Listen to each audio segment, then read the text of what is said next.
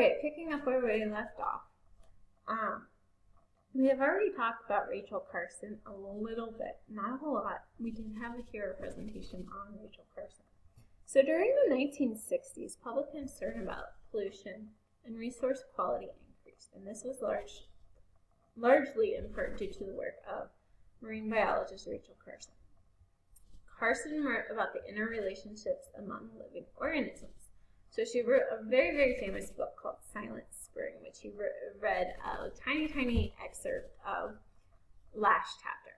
So she wrote against the indiscriminate use of pesticides. And in the 60s, a big issue with these pesticides was heightened public awareness and concern for DDT.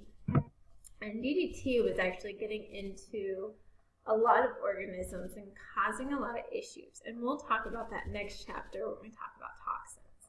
So her approach to the environment emphasized the value of taking a systems perspective.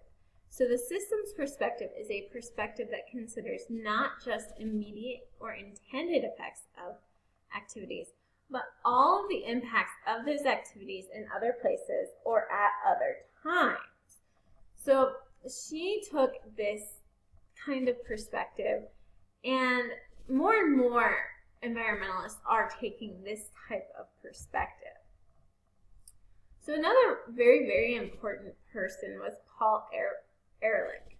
And Paul Ehrlich published The Population Bomb in 1968. In 1968, the population was only 3.5 billion people, as opposed to what it is today.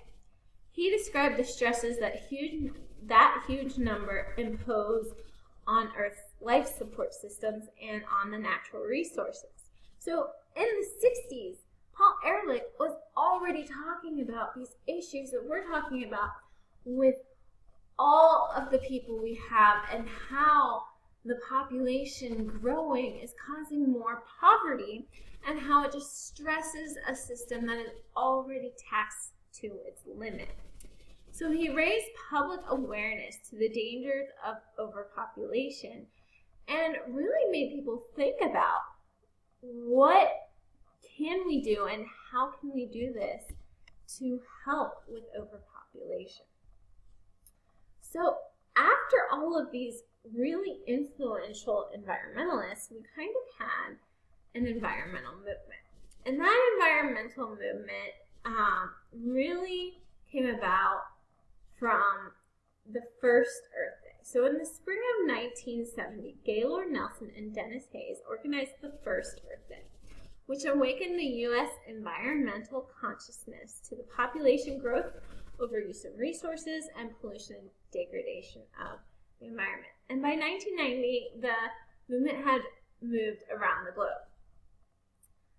The whole purpose of Earth Day was not to plant a tree, but was to educate everyone on these issues of how we are taxing the earth and how we are overusing our resources and how we are growing out of control.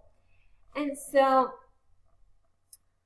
more and more it has become, let's plant a tree today because it's Earth Day, or let's do something simple. And that'll negate everything else we do. But Earth Day was meant to educate the entire population. And while we do celebrate Earth Day, there needs to be another movement to bring us back to that 60s and 70s movement of, this is our Earth. We only have one Earth, and what happens if we destroy it?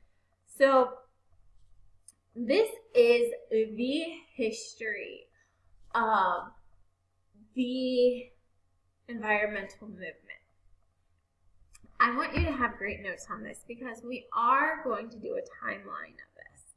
So first, what you need to do is complete your concept check. Turn it in. You're going to do this individually. Then you need to do your Wiley Plus. And then on block day, we're going to start on a timeline for this. So keep all of this in mind though. This pollution and overuse is not new. This is something that is continually happening day in and day out. So make sure you show me your notes. You are getting points for those. You're getting points for your concept check, and you're getting points for your Wiley class.